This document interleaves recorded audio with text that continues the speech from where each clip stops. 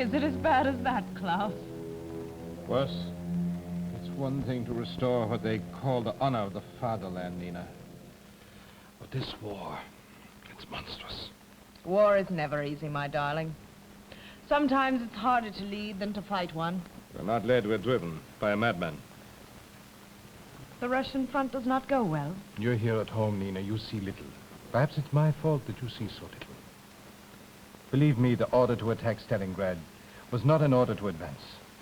It was an order for our 6th Army to commit mass suicide. Can't the General Staff do anything with him? He's the Fuhrer. A supreme, unchallengeable leader. He's a victim of his own mad, messianic visions of power and glory. He revolts the stomach, Nina.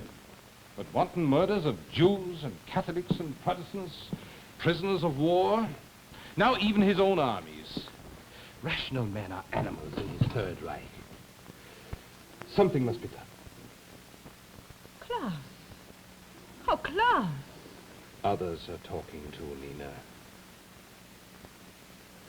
I'm not alone.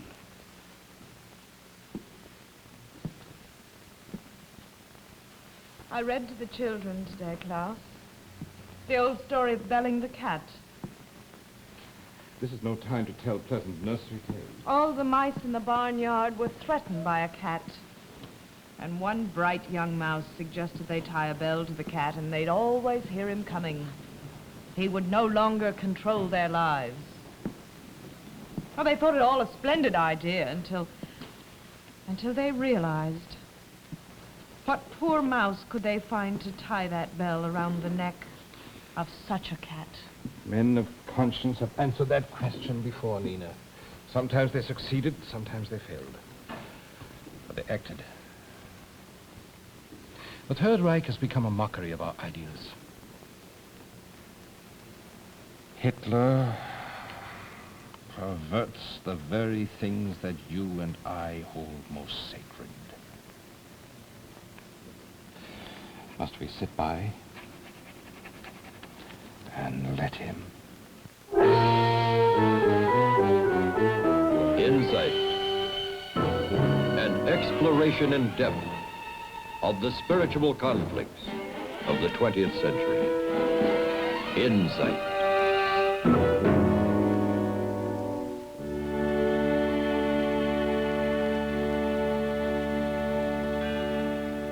Hello, I'm Father Kieser. The maintenance of your dignity as a human person is completely dependent upon your obedience to your own conscience. Why is your conscience so important? Because it's the citadel of your freedom. Because it alone can direct the course of your life, determine your destiny, and bring you into close contact with God. Conscience is not feeling or emotion or sentiment. Conscience is the voice of reason telling you what is right and wrong. If your conscience is to function properly, it requires a knowledge of the objective moral principles revealed by God for the government of your life, a knowledge of the laws etched into your nature by God himself, a knowledge of your destiny and what it takes to fulfill it. The function of your conscience is to carry these principles into your every life and to govern all your actions in accordance with them. It's not always easy to obey your conscience.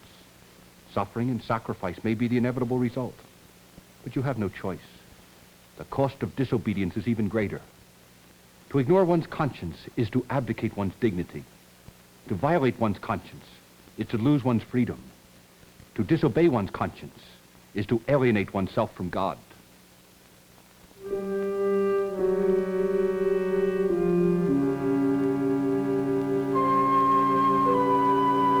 This is von Stauffenberg. Can he be trusted? I think yes. He works for me, Colonel Klaus von Stauffenberg. What do we know about him? He's a career officer, 41. Intelligent, handsome as you can see. Very romantic fellow, but devoted to his wife and children. He's an excellent officer, best on my staff. A Roman Catholic, from a very fine old Bavarian family. My dear General, there are many from fine old families who are quite important in the Third Reich. All right, Eric, let's have the lights, please.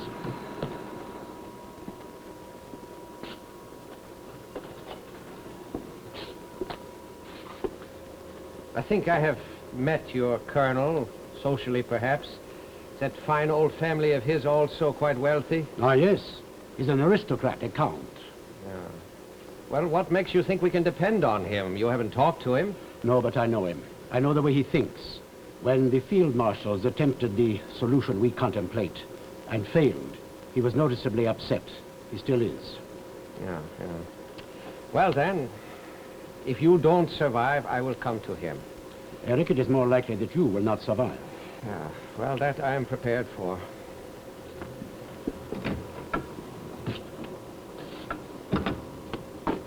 This will be your weapon. Brandy? The best. Handle with care, my friend.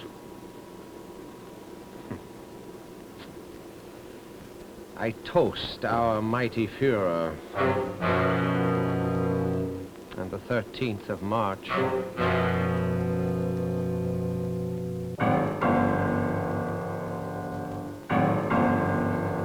I am requesting transfer back to the front. Transfer. Why? I am a soldier. If I have to be an accessory to murder and national suicide, then I'd rather be doing what I have been trained for. Ah. Well, I can't say that I blame you. I also would prefer an honorable death in the field. Unfortunately, there are some of us who have to carry on the fight for Germany at home. Klaus, your talent for organization is very rare. Your courage, your intelligence, your sense of honor and morality are even rarer. We need men like you alive. Thank you, sir. Nevertheless, You want to transfer because you see no way out from under the tyrant's heel. You think the German nation is not only losing the war, but has already lost her honor, yes? About the transfer, sir. It's absolutely impossible. And I'll tell you why. Before tomorrow is over, Adolf Hitler will be dead. Dead? Hitler is flying to Smolensk to see von Kluge. It's the first time in over a year he's been that near the front. We are seldom given such splendid opportunities. Opportunity is hardly a happy word to describe murder, General. Well, what would you prefer? Assassination, tyrannicide? You were involved in the Marshals' plot, were you not? Conditions in Germany have scarcely improved since then. The marshals attempted to force Hitler to step down, to give up his authority. It's not the same as murder. Ah, yes, but the Marshals failed. Adolf Hitler is not easily persuaded. Desperate times require desperate measures. And desperate men. Dedicated men, men of courage. For the moment, and looking to the future. Now, do you understand why you are needed here?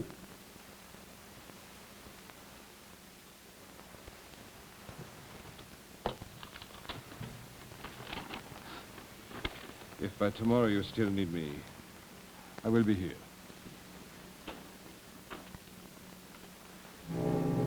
The 13th of March, 1943.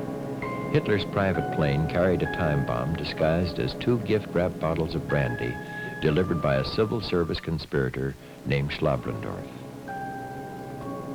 General Steiff, a fellow conspirator, had made certain the brandy was a favorite of and made directly available to Adolf Hitler.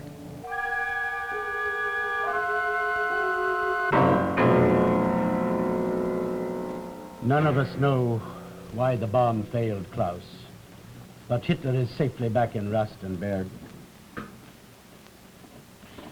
Gestapo suspects nothing. Apparently not. What now? This wasn't our first attempt. There will be others. For now, we can only bide our time. Not we. I do not share your responsibility, General. While you bide your time, I wish to reactivate my request for transfer to the front.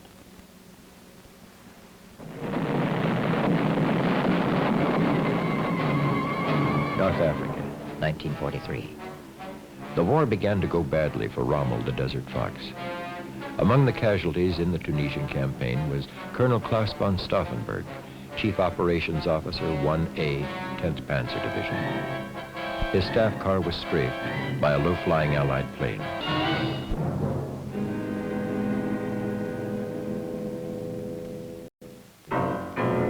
Klaus von Stauffenberg was left with wounds that would have retired the average man, not only from the army, but from life itself. Listed as totally blind and hopelessly crippled, he was brought to Munich.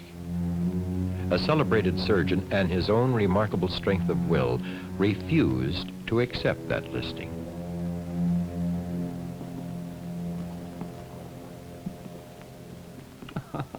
Friedrich!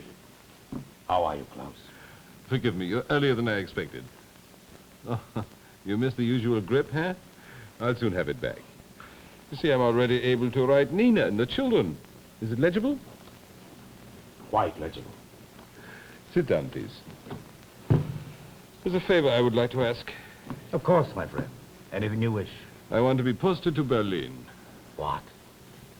Klaus, I've heard of patriotic men, but this is absurd and too brutal for a joke. Let me tell you something, Friedrich. As one friend to another. When that plane strafed me, I was killed. I died. I'm perfectly sane. I was shot and all my selfishness died. But I've been granted a second chance. Do you know why? Because up until now I have been fighting on the wrong side. Oh, relax. No one can hear us. Who would suspect you, endanger you? Certainly not I. Time is running out, Friedrich. You and Beck, von Kluge, von Tresckow, even Rommel himself. All of you know as well as I, the war is lost. It never should have been. Klaus, what you speak is treason. To fight against barbarism, how is that treason? As an officer, you swore an oath of loyalty to the Führer. Does that mean nothing? The man denies the very meaning and purpose of life. Can I ignore his murders? Must I remain loyal to a man who makes himself a god? Who decrees right and wrong according to his whim? It is madness, of course. But morality is even greater madness. Not madness. Sanity. All right, then, sanity. Death by sanity. Sure death. Death doesn't frighten me. You do. I? Klaus. You know that I would never betray this confidence? No, but what about your conscience? Haven't you betrayed that, Friedrich? Only... for only some chance of success. But a handful of men. It's been tried. It must be tried again. And what will follow it? Another military government? An interim government, not military. I know the men. It could work. It could deal with the Allies. Ah. You have given this thought, haven't you? I've had plenty of time for thought. Recommend that I be posted to Berlin as your assistant. My record shows me to be highly qualified. As Chief of Staff of the Reserve Army, I'd be required to make personal reports to Hitler. You have my word. You would not be further involved in any way. But if we succeed, you would cooperate, of course. Klaus, if you could bring this off, I'd be with you 100%. Then it's settled.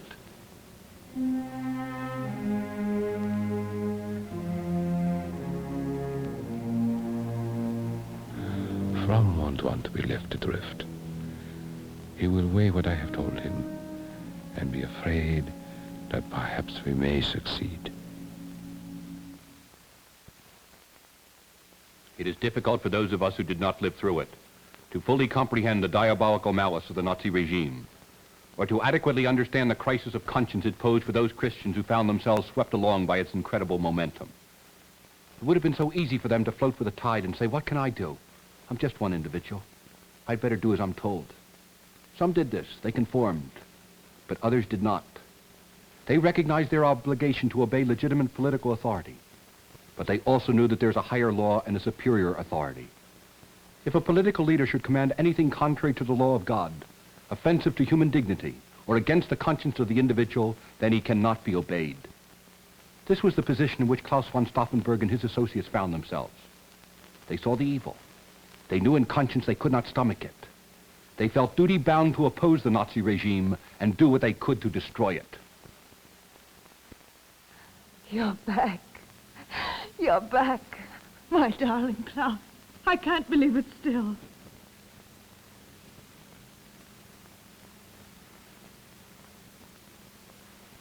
Now do you believe it? It's been a hell of loneliness without you. Much worse than the hell the bombs make. You were right, Klaus. About Hitler? I know it. You've suffered here too. But nothing can be done. Still the bombs come. An eye for an eye, death for death. It doesn't stop for us. It doesn't stop for them either. You wouldn't believe what they're using for army replacements now, Klaus. Yesterday they came for young Hans Dorfer. He's only a boy, 16. When he cried, they hit him to make him leave his mother.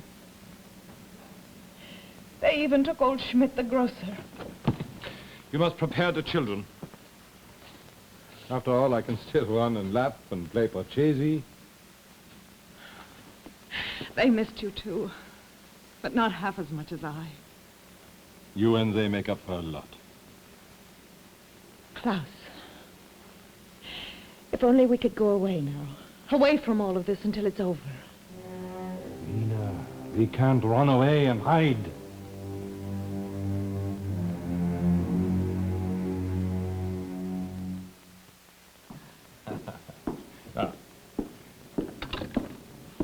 I'm happy to see you, General. And I you, Klaus. Tell me, did you find life in the desert everything you expected? Not quite. I'm still alive. And glad to be back in Berlin? More glad than you think. You still feel as you did the last time we spoke? In this building, even the Gestapo is with us. Klaus, there is no alternative. The assassination must be attempted at any cost. Even if we fail again, the whole world will know that we dared to make this decision and risk our lives. That, sir, is nearly word for word what I intended to say to you. Ah, you're up to something, Klaus. Simplicity itself. These crack a glass capsule that releases acid. In exactly 10 minutes, a wire is eaten through and a detonator fired. The code word is Operation Valkyrie. The moment Hitler dies, our plan goes into effect in every key city and on both military fronts. What about your reservations? Assassination is still assassination. Yes. It is now, and it was then, an act of necessity. My only reservation is for my own courage. May I lean on you for support? I would consider it an insult to my honor if I thought for one moment you had doubted me. Tomorrow at noon, I make a personal report to Hitler on replacements. You will carry the bomb? The destiny of the Third Reich is in the hands of Superman. Who would suspect a one-eyed, one-armed man?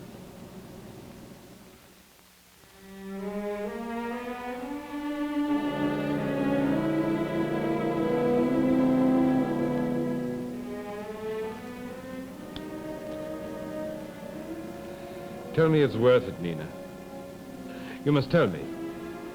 You've reasoned it all out, searched your soul, talked it over with your confessor. What more could I possibly say? You could say that I have no other course. Being what you are, you have no other course. Must you qualify? Qualify? This is no military exercise, Klaus. It's your life. My husband. My children's father. Don't you think I've wrestled with that? It must be done. Must be done. Are you the avenging angel? I'm nothing but a confused and crippled man, Nina. But none of those count except the last. I'm a man, a human being. And I must fight for the dignity of myself and of every other human being. Where can you find the courage? I can't tell you I'm not afraid. I am. But when I shrink from what I must do, I remember I'm a man of conscience. And that's what our marriage is built on, Nina. And that's enough. Enough to risk your life and our future. That gives you the courage. No. Faith in God. How can I fear men when Almighty God loves us? Oh, Klaus, I can't help being selfish. I think of the children, and I think of me without you. Someone must do it. Someone, yes. Why you? There's always someone we wish could be responsible, but someone usually turns out to be oneself. I'm sorry, darling. I don't want it to be like this. Not tonight. Think of tonight as a beginning. Tomorrow will be different.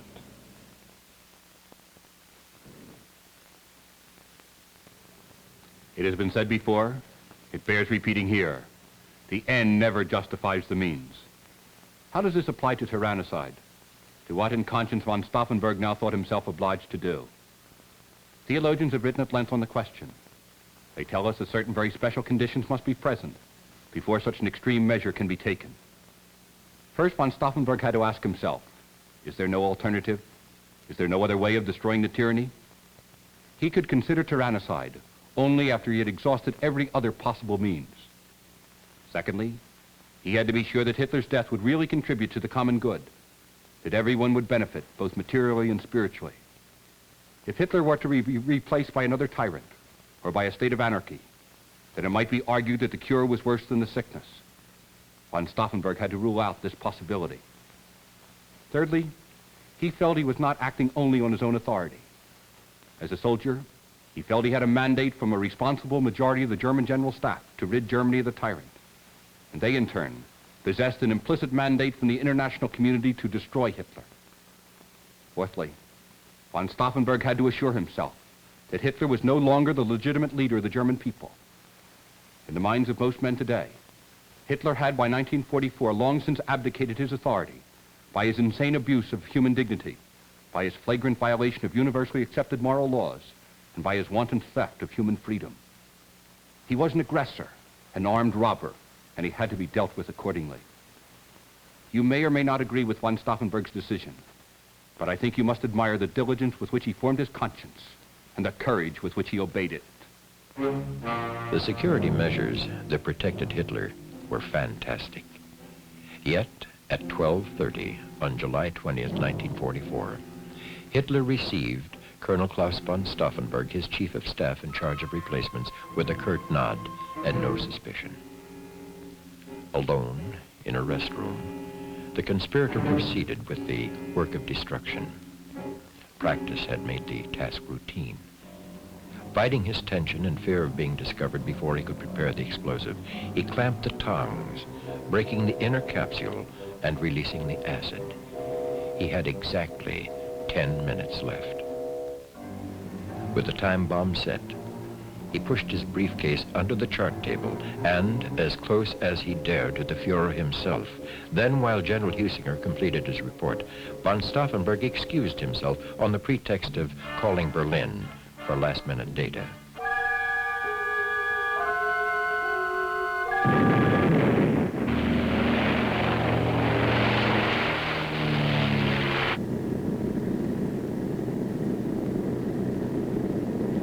The whole bunker went up. The briefcase was no more than 3 feet away from him. And to think we made it through 3 security checkpoints in all the confusion.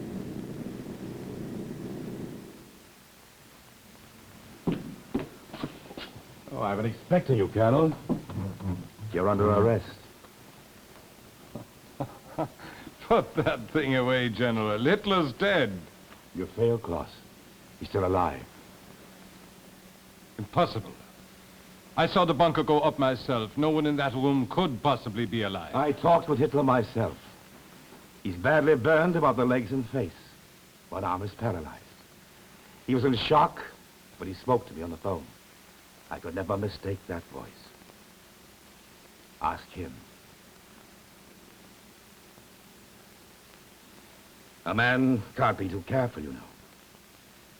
These are trying times. Just to stay alive is difficult enough. I must protect myself. No? Too bad you failed, Klaus.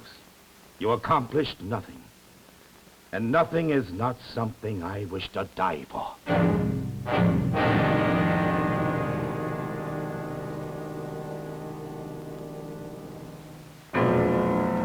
Colonel Klaus von Stauffenberg and 3 fellow conspirators were executed that same night in the courtyard of Army headquarters. Only the twin glare of auto headlights illuminated their dying moments. But their deed shone brightly in the hearts of men of conscience throughout the world. They did not die for nothing. Ironically, Friedrich Fromm, the man who gave the orders for execution, was arrested the following day, later found guilty of cowardice, and executed in January 1945. He died for nothing. His last words were, "Heil Hitler," probably because, having dedicated his life to playing it safe, he had nothing else to say.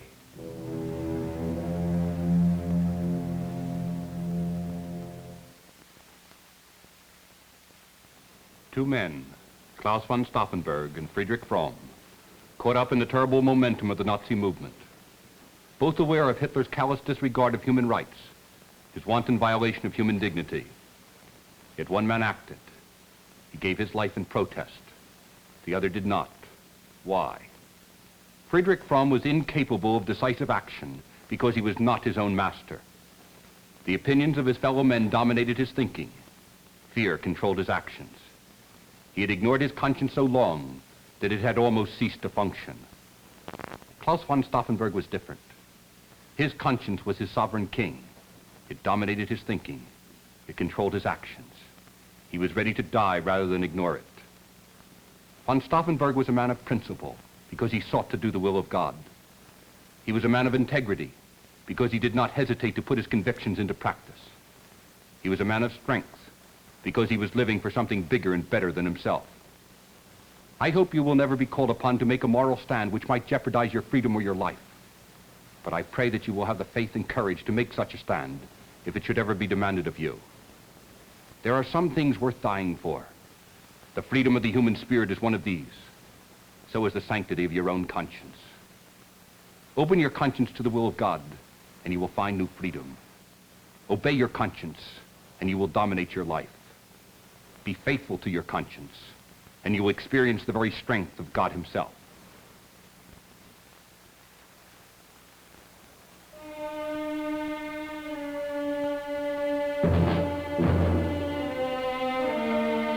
Inside is a production of the Paulist Fathers, a group of Catholic priests who serve their God by serving those outside their church.